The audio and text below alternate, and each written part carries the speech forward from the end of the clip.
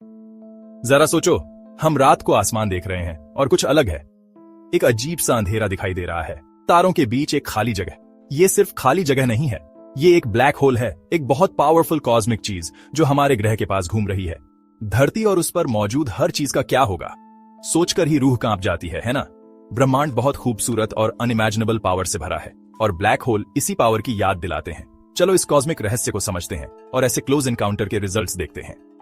अगर आपको ये वीडियो पसंद आया हो तो कृपया लाइक करें, कमेंट करें और शेयर करें, और हमारे चैनल स्पेस फैक्ट फ्यूजन को सब्सक्राइब करना ना भूलें। सबसे स्ट्रॉन्ग चीज के बारे में सोचो जो तुम जानते हो। शायद तुम किसी एथलीट के बारे में सोच रहे हो जो बहुत हैवी वेट्स उठाता है, या फिर किसी मैसिव माउंटेन रेंज के बारे में जो अपनी जगह से हिलता भी नहीं। अब उस स्ट्रेंथ को मल्टीप्लाई करो इन्फिनिटी से।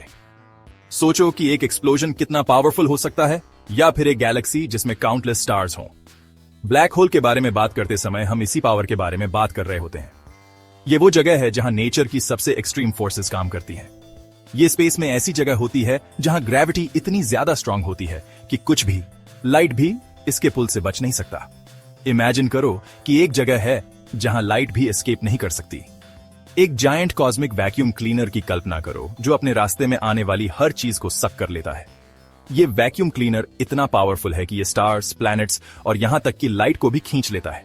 ये एक ब्लैक होल है, लेकिन हवा की जगह ये लाइट और मैटर को खा जाता है, उन्हें हमेशा के लिए अपने अंदर ट्रैप कर लेता है। जब कोई ऑब्जेक्ट एक बार ब्लैक होल के अंदर चला जाता है तो वो कभी वापस नहीं आ सकता। लेकिन चिंता मत करो, ब्लैक होल यूनिवर्स में कॉस्मिक प्रीडेटर्स की तरह नहीं घूम रहे हैं, प्लैनेट्स को खाने के लिए एक्टिवली हंट नहीं कर रहे। ये अपने आप में शांत रहते हैं जब तक कि कोई ऑब्जेक्ट इनके पास न आ जाए। ये इंटरेस्टिंग चीजें हैं जो फिजिक्स के लॉज से चलती हैं, स्पेस में हर चीज की तरह। ब्लैक होल्स हमें यूनिवर्स के बारे में बहुत कुछ सिखा सकते हैं, और ये हमें यह भी बताते हैं कि ग्रेविटी कितनी पावरफुल हो सकती है। स्टार्स, जो जलती हुई गैस के जायंट बॉल्स होते हैं, बिलियंस ऑफ ईयर्स तक जीते हैं। ये मैसिव न्यूक्लियर रिएक्टर्स की तरह होते हैं जो हाइड्रोजन को हीलियम में बदलते हैं और इमेंस एनर्जी रिलीज करते हैं। इस एनर्जी की वजह से ही स्टार्स चमकते हैं और हमें रात के आसमान में दिखाई देते हैं। लेकिन स्टार्स भी हमेशा के लिए नहीं रहते। जैसे जैसे उनका फ्यूल खत्म होता है, उनकी लाइफ भी खत्म होने लगती है। छोटे स्टार्स धीरे धीरे डिम हो जाते हैं और व्हाइट ड्वार्फ्स में बदल जाते हैं। लेकिन बड़े स्टार्स का अंत बहुत ड्रामेटिक होता है। जब एक बड़े स्टार का फ्यूल खत्म हो जाता है तो वह अपने ही ग्रेविटी के नीचे कोलैप्स हो सकता है, जिससे एक ब्लैक होल बनता है। जब एक बड़े स्टार का फ्यूल खत्म हो जाता है तो वह अपने ही ग्रेविटी के नीचे कोलैप्स हो सकता है, जिससे एक ब्लैक होल बनता है। यह प्रक्रिया इतनी वायलेंट होती है कि इसे सुपरनोवा एक्सप्लोजन कहते हैं। सुपरनोवा एक्सप्लोजन के बाद स्टार का कोर कोलैप्स हो जाता है और एक इनक्रेडिबली डेंस ऑब्जेक्ट में बदल जाता है। यह ऑब्जेक्ट इतना डेंस होता है कि इसकी ग्रेविटी बहुत स्ट्रांग हो जाती है, जिससे एक ब्लैक होल बनता है। एक बिल्डिंग के अपने आप कोलैप्स होने की कल्पना करो और एक छोटे इनक्रेडिबली डेंस पॉइंट में बदल जाना। यही होता है जब एक ब्लैक होल बनता है। एक बिल्डिंग के अपने आप कोलैप्स होने की कल्पना करो और एक छोटे इनक्रेडिबली डेंस पॉइंट में बदल जाना। यही होता है जब एक ब्लैक होल बनता है। स्टार का कोर कोलैप्स हो जाता है, खुद को एक इन्फिनिटली स्मॉल पॉइंट में क्रश कर लेता है, जिसे सिंगुलैरिटी कहते हैं। सिंगुलैरिटी पर ग्रेविटी इतनी स्ट्रांग होती है कि ये अपने आसपास के स्पेस और टाइम के फैब्रिक को वॉर्प कर देती है, जिससे वो चीज बनती है जिसे हम ब्लैक होल कहते हैं। यही होता है जब एक ब्लैक होल बनता है। स्टार का कोर कोलैप्स हो जाता है, खुद को एक इन्फिनिटली स्मॉल पॉइंट में क्रश कर लेता है, जिसे सिंगुलैरिटी कहते हैं। सिंगुलैरिटी पर ग्रेविटी इतनी स्ट्रांग होती है कि ये अपने आसपास के स्पेस और टाइम के फैब्रिक को वॉर्प कर देती है, जिससे वो चीज बनती है जिसे हम ब्लैक होल कहते हैं। स्टार का कोर कोलैप्स हो जाता है, खुद को एक इन्फिनिटली स्मॉल पॉइंट में क्रश कर लेता है, जिसे सिंगुलैरिटी कहते हैं। सिंगुलैरिटी पर ग्रेविटी इतनी स्ट्रांग होती है कि ये अपने आसपास के स्पेस और टाइम के फैब्रिक को वॉर्प कर देती है, जिससे वो चीज बनती है जिसे हम ब्लैक होल कहते हैं। सिंगुलैरिटी पर ग्रेविटी इतनी स्ट्रांग होती है कि ये अपने आसपास के स्पेस और टाइम के फैब्रिक को वॉर्प कर देती है, जिससे वो चीज बनती है जिसे हम ब्लैक होल कहते हैं। सिंगुलैरिटी पर ग्रेविटी इतनी स्ट्रांग होती है कि ये अपने आसपास के स्पेस और टाइम के फैब्रिक को वॉर्प कर देती है, जिससे वो चीज बनती है जिसे हम ब्लैक होल कहते हैं। जिससे वो चीज बनती है जिसे हम ब्लैक होल कहते हैं। अब अपने पहले वाले सवाल पर वापस आते हैं। अगर एक ब्लैक होल अचानक धरती के पास आ जाए तो रिजल्ट्स बहुत ड्रामेटिक होंगे। सबसे पहले हम ग्रेविटी में डिसरप्शन देखेंगे। याद है कैसे मून की ग्रेविटी धरती पर टाइड्स को अफेक्ट करती है। अब इसे बहुत बड़े स्केल पर इमेजिन करो। ब्लैक होल की ग्रेविटी हमारे प्लैनेट को अनइमेजिनेबल फोर्स से खींचेगी, जिससे मैसिव टाइडल बल्जेस बनेंगे और शायद धरती टूट भी सकती है। ये एक कॉस्मिक टग ऑफ वॉर होगा, धरती की ग्रेविटी और ब्लैक होल की भूख के बीच एक लड़ाई। और दुर्भाग्य से हमारे लिए ब्लैक होल आखिर में जीतेगा।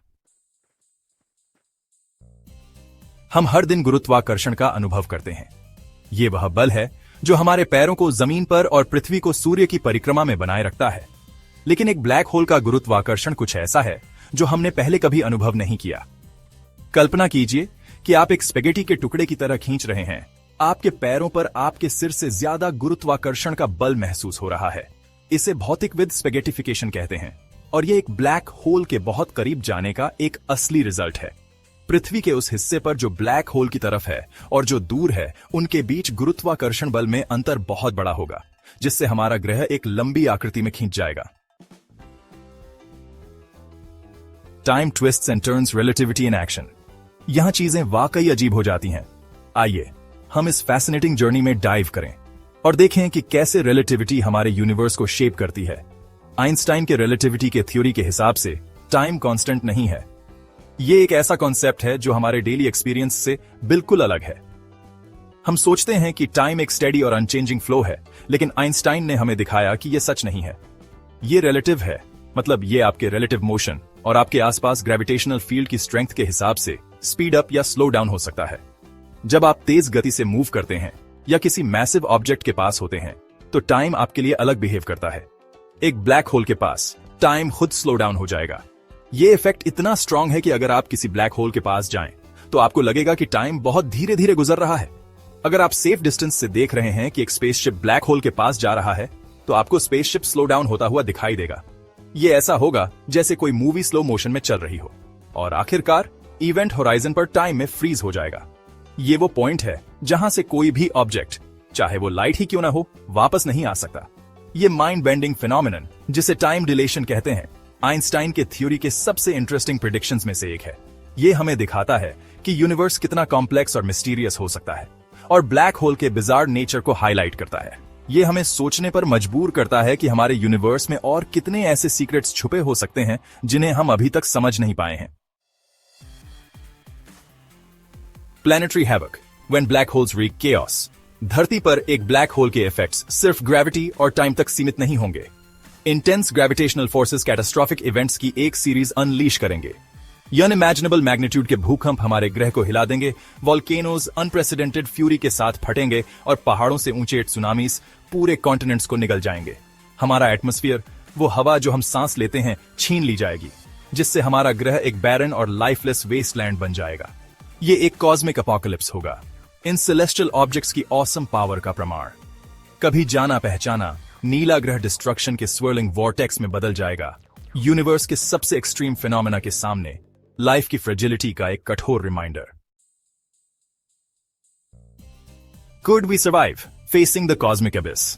जिस सिनारियो पर हम बात कर रहे हैं, शुक्र है वो बहुत अनलाइकली है। ब्लैक होल्स इंटरेस्टिंग होने के बावजूद कॉस्मिक वॉन्डरर्स नहीं हैं जो रैंडमली प्लैनेट से टकराते हैं। ये फिजिक्स के लॉज से चलते हैं और गैलेक्सीज के सेंटर्स में या बाइनरी सिस्टम्स में दूसरे स्टार्स के साथ रहते हैं।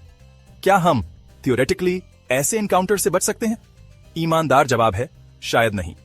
इन्वॉल्व्ड फोर्सेस किसी भी नोन टेक्नोलॉजी के ओवरकम करने के लिए बहुत ज्यादा ग्रेट, बहुत ओवरवेलमिंग है। लेकिन ऐसे कॉस्मिक ऑड्स के सामने भी ह्यूमन स्पिरिट एक्सप्लोर करने, समझने और शायद एक दिन इन सेलेस्टियल जायंट्स को कॉन्कर करने के लिए तरसती है। The universes grand design, of and wonder. हालांकि धरती के पास एक ब्लैक होल का विचार टेरिफाइंग है, यह हमें ऑ और वंडर से भी भर देता है। यूनिवर्स एक विशाल और रहस्यमय जगह है, ऑब्जेक्ट्स और फिनोमेना से भरी हुई है, जो फिजिक्स की हमारी समझ को चैलेंज करती है और ह्यूमन इमेजिनेशन की बाउंड्रीज को पुश करती है। ब्लैक होल्स, वो कॉस्मिक इनिग्मास, उस यूनिवर्स की पावर और कॉम्प्लेक्सिटी का प्रमाण है जिसमें हम रहते हैं। ये हमें याद दिलाते हैं कि अभी भी बहुत कुछ सीखना है, बहुत कुछ एक्सप्लोर करना है और नॉलेज की परस्यूट एक कभी ना खत्म होने वाली जर्नी है।